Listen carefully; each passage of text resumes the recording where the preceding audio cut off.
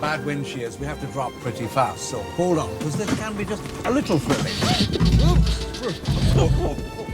Yahoo!